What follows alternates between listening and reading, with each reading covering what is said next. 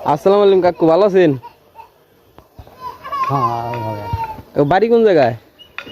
বাড়ি জামালপুর। জামালপুর না? তো এই বয়সে তো এই যে এত কষ্টের কাম করতেছেন, ওই যে ভ্যান নিয়ে যে করতেছেন। অসহায় মানুষ আর কোনো কি নাই, এরা পোলা তো আলাদা হয়ে গেছে গা। কষ্ট হয় না? কষ্ট হইতো। পোলায়ন আলাদা খায় না?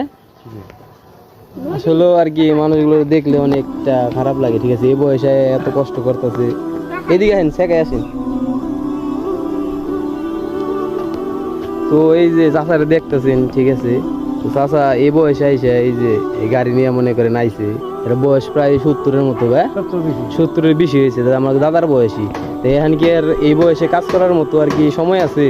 অথচ তার একটা ছেলে আছে, কিন্তু তারে ভাত কাপড় দেয় না। ঠিক আছে, তো আপনারা এই চাচারে জেনে দেখতেন, ঠিক আছে, কম বেশি আর কি তারা হেল্প করার চেষ্টা করেন। আর না পারলেও আর কি হের কাছে কম বেশি জিনিস টিনিস বেছেন, জানি হ্যাঁ একটু লাভবান হইবার পারে, ওই থেকে বেছে। তো কাকাটা খুব অসহায়। তো আপনারা যদি দেখেন তারে একটু হেল্প করার চেষ্টা করুন। তো আমি দেখি তারে কিছু হেল্প করতে পারি কিনা, আমার যতটুকু সম্ভব তারে হেল্প করার চেষ্টা করুন।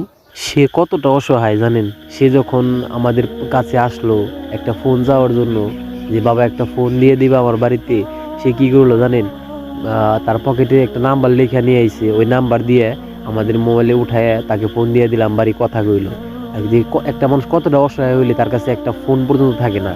আর তার ইনকামের কথা জিজ্ঞাসা করেছিলাম, তার ইনকাম মাত্র 300 থেকে 350 টাকা। 300 টাকায় সে কি খাবে, তার ফ্যামিলির মানুষকে কি খাওয়াবে?